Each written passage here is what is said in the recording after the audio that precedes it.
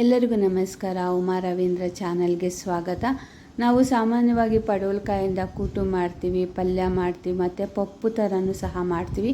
ಸಾಂಬಾರು ಮಾಡೋದು ತುಂಬಾ ಕಡಿಮೆ ಅಲ್ವಾ? ಸಾಂಬಾರು ಮಾಡಿ ತುಂಬ ರುಚಿಯಾಗಿರುತ್ತೆ.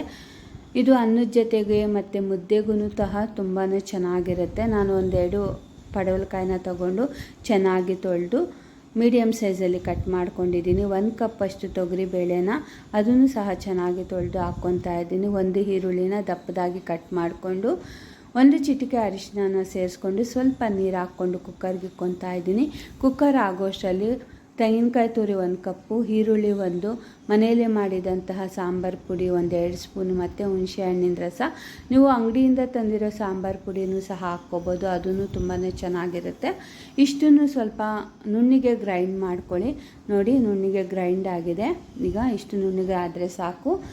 ಒಂದು ಬಾಣಲಿನಲ್ಲಿ ಸ್ವಲ್ಪ ಎಣ್ಣೆನ ಹಾಕ್ಕೊಂಡು ಎಣ್ಣೆ ಎಲ್ಲ ಚೆನ್ನಾಗಿ ಕಾದ ನಂತರ ಜೀರಿಗೆ, ಸಾಸಿವೆ ಮತ್ತು ಕರಿಬೇವು ಸೊಪ್ಪನ್ನ ಹಾಕ್ಕೊಂಡು ಸ್ವಲ್ಪ ಹಿಂಗುನೂ ಸಹ ಸೇರಿಸ್ಕೊಳ್ಳಿ. ರುಬ್ಕೊಂಡಿರುವಂಥ ಮಸಾಲನೂ ಸಹ ಒಗ್ಗರಣೆಗೆ ಹಾಕ್ಕೊಂಡು ಬೆಂದಿರುವಂಥ ಪಡವಲಕಾಯಿ ಮತ್ತು ಬೇಳೆನೂ ಸಹ ಸೇರಿಸ್ಕೊಂಡು ಒಂದು 5 ನಿಮಿಷ ಚೆನ್ನಾಗಿ ಕುದಿಯೋಕ್ಕೆ ಬಿಡಿ. ನೋಡಿ, ಸೂಪರಾಗಿ ಪಡವಲಕಾಯಿ ಸಾಂಬಾರು ರೆಡಿಯಾಗಿದೆ. ತುಂಬ ಈಸಿಯಾಗಿ ಮಾಡ್ಕೋಬೋದು, ತುಂಬ ರುಚಿಯಾಗೂ ಸಹ ಇರುತ್ತೆ. ನೀವು ಮನೇಲೊಮ್ಮೆ ಟ್ರೈ ಮಾಡಿ ಕಮೆಂಟ್ ಮುಖಾಂತರ ತಿಳಿಸಿ ಹೇಗೆ ಬಂದಿದೆ ಅಂತ. ಈ ವಿಡಿಯೋ ಇಷ್ಟ ಆದರೆ ಪ್ಲೀಸ್ ಸಬ್ಸ್ಕ್ರೈಬ್ ಮಾಡಿ.